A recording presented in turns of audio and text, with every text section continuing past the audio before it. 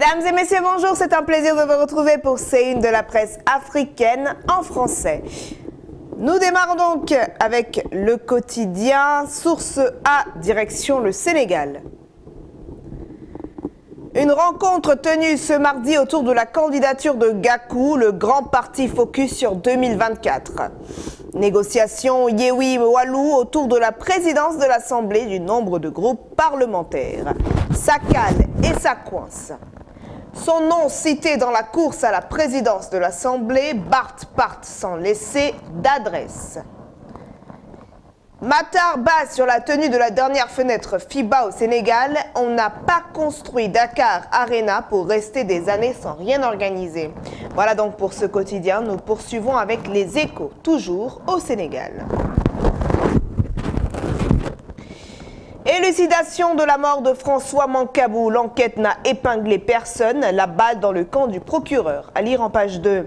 Réunion houleuse hier des partisans de Barth. Le maire Alioune Tall, violemment indexé, est pris à partie par des conseillers municipaux de Taxaou à Dakar. Derrière la découverte du chanvre indien à bord d'une ambulance. Révélation sur les pratiques de certaines ambulances et de certains ambulanciers. Certains sont payés pour transporter des bagages, d'autres transportent du charbon ou du sucre quand ils viennent du sud du pays. À Kédougou, l'un d'eux transportait dans l'ambulance des passagers moyennant 5 000 francs par personne. Du nouveau dans la plainte contre l'ancien DG de la SNHLM concernant la vente de 2 immeubles de la boîte, le procureur demande l'ouverture d'une information judiciaire. Le procureur de la République vise le chef de détournement de deniers publics, le dernier mot au doyen des juges. Voilà donc pour ce quotidien. Nous poursuivons avec le Congo et les dépêches de Brazzaville.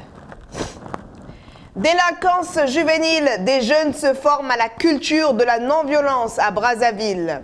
Voici le gros titre donc de ce quotidien, de ces unes.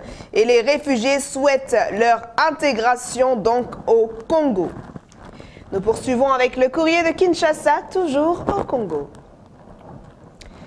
Enseignement, l'année scolaire 2022-2023 déjà menacée à Kinshasa.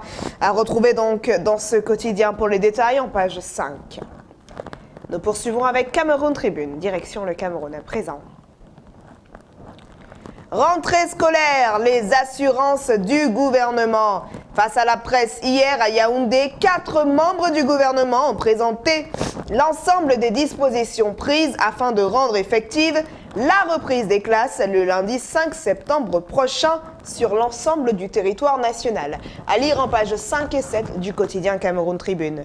Nous poursuivons avec la Côte d'Ivoire à présent et le nouveau réveil. Réunion du bureau politique du 29 septembre, Bédié met en place un comité de pilotage de l'organisation du BP. Distingué meilleur maire 2021, le maire Jean-Marc Yassé, le père d'Olivia Yassé, l'ex-Miss Côte d'Ivoire, présente son prix à Bédié. Hubert Ouley, depuis Dalois, le PPACI ne porte pas une vision régionaliste, selon lui. Et enfin, Simone Gbagbo persiste et signe « Nous ne nous positionnons pas en allié du RHDP ». Moi, candidate à la présidentielle, je ne dirai pas oui ni non. La macroéconomie, ce n'est pas de ça qu'on mange. Nous poursuivons donc avec le sursaut, toujours en Côte d'Ivoire. En manchette, déchets toxiques, disparition suspecte de 9 milliards de francs CFA des victimes dans une banque. Au centre, région du Guémont, Séréidos Célestin appelle les Baoulés et les Sounoufo à se mobiliser pour le président Alassane Ouattara. Système éducatif de la Côte d'Ivoire, malgré une note de passage, les difficultés d'accès aux services persistent, à lire dans ce quotidien. Voilà, nous poursuivons donc avec le quotidien numérique d'Afrique. En manchette, Maghreb, la France veut resserrer les liens avec l'Algérie. Au centre, le Togo élimine 4 maladies tropicales négligées. Conseil d'orientation et de suivi de la transition au Burkina Faso. Que vaut ce nouvel organe? Niger, le bilan des inondations passe à 75 morts et 100 blessés. Nous poursuivons avec le quotidien Citoyen au Burkina Faso. Docteur Zéphirin Dakuyo, promoteur de Phytofla, nos médicaments traditionnels ne sont pas plus toxiques que ceux que nous vendons dans les pharmacies. À lire donc en pages 13 et 14. Nous poursuivons donc avec les quotidiens béninois sur le plan national à présent. Avec la presse du jour. Face aux entrepreneurs français hier, le président Talon vante les mérites d'investir au Bénin. Montée des eaux au Bénin, les populations invitées au respect des mesures de la navigation. Violence basée sur le genre au Bénin, l'OFF valide une étude nationale sur la problématique. Et nous terminons donc avec ce titre, finissage de la phase 2 de l'exposition diptyque, près de 35 000 visiteurs venus de 74 pays en 20 jours.